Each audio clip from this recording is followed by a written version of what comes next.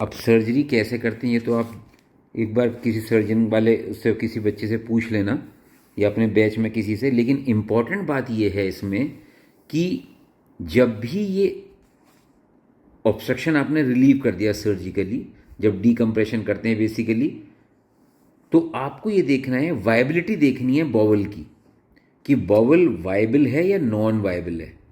और ये बहुत इंपॉर्टेंट डिफरेंसेस हैं, बहुत पूछा जाता है कि जो वायबल इंटेस्टीन होती है वो डार्क कलर की होगी और लाइटर हो जाएगी, विजिबल पल्सेशन मिलेंगी मेजेंट्रिक आर्टरीज में, जबकि जो नॉन वायबल है, जो dark colour remains, no detectable pulsations.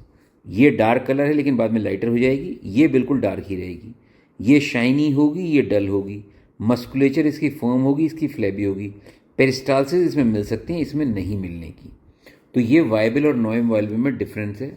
Viability is also confirmed by color, sheen, and peristalsis. If at the end of this period there is still uncertainty about the gut viability, the gut should be resected if this does not result in short bowel syndrome. मतलब ये कहने का, अगर भाई देखो गट जो है वो वायबल नहीं है तो फिर तो उसको निकाल के फेंकना ही पड़ेगा।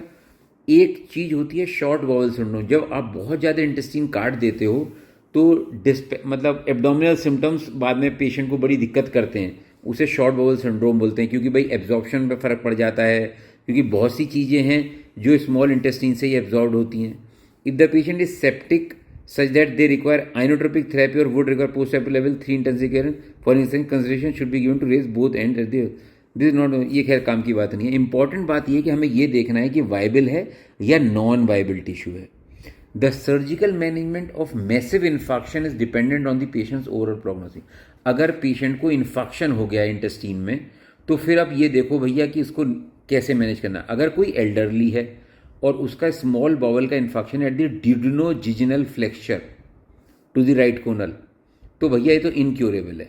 यंग में लेकिन इसको आप मैनेज कर सकते हो। तो ये इंपॉर्टेंट बात है इसमें। बस एक तो इंपॉर्टेंट बात ये है, आपको ये याद रखना है, ये याद रखना है, ये याद रखना है, और प्लस ये चार्ट और एक ये, बाकी आप इस ऑब्स्ट्रक्शन को सब छोड़ सकते हो, इसमें कोई ऐसी बात नहीं है। बाकी इंपॉर्टेंट बात यह है कि पोस्ट ऑप पेशेंट में सबसे इंपॉर्टेंट बात ये होती है कि पेशेंट को एस्पिरेशन ना हो जाए, इस चीज़ का हमें ध्यान रखना पड़ता है। ठीक है जी।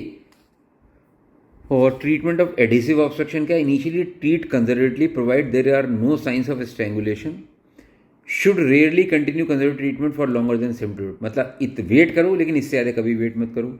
Eight operation divide only